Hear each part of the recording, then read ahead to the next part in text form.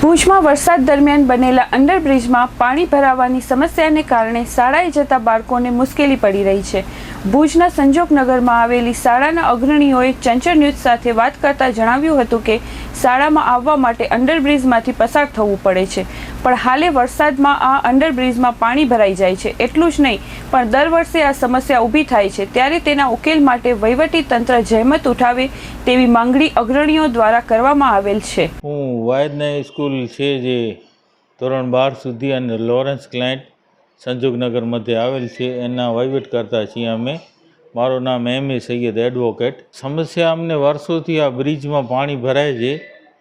અમે અવારનવાર રજૂઆત કરીએ, વિનોદભાઈ ચાવડાને પણ કહીએ ને એ પણ ફોન કરે પાણી કાઢી જાય, પણ કાયમી સમાધાન આનું થતું નથી।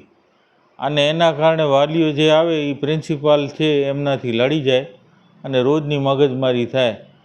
તો અમારી તંત્ર પાસે એ જ રજૂઆત છે કે આ જે પાણી ભરેલું રહે છે, હમણાં તો વરસાદ ઋતુ એ નથી છતાં પાણી ભરેલું છે અને એ પાણી ગંધાય છે, એ પાણીનો પ્રોબ્લેમ કાયમી સોલ્વ કરવામાં આવે એવી અમારી તંત્ર પાસે રજૂઆત છે, રેલવે પાસે। એટલે બાળકો તો અમારી પાસે સંખ્યા હતી 1000 ઉપરની, પણ આ પાણીનો પ્રોબ્લેમ એવા સમય હોય છે કે જ્યારે એડમિશન ચાલુ હોય અને પાણી ભર્યો પડ્યું હોય, એના કારણે હમણાં 400 છોકરાની ઘટ આવી છે, હમણાં 650 છોકરા છે।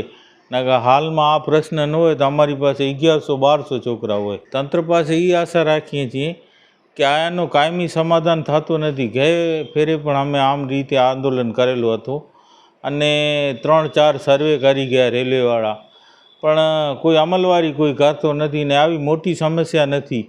આ 71 નંબરનો બ્રિજ છે, એ એમને ખબર જ છે કે આ બ્રિજમાંથી પાણીનો નિકાલ જ નથી, તો પછી એને સરખી રીતે એમને માર્ગદર્શન મેળવીને એન્જિનિયરો એમના તો બહુ ટોપ લેવલના એન્જિનિયરો છે, આ નાની સમસ્યા છે એ હલ કરી શકે છે।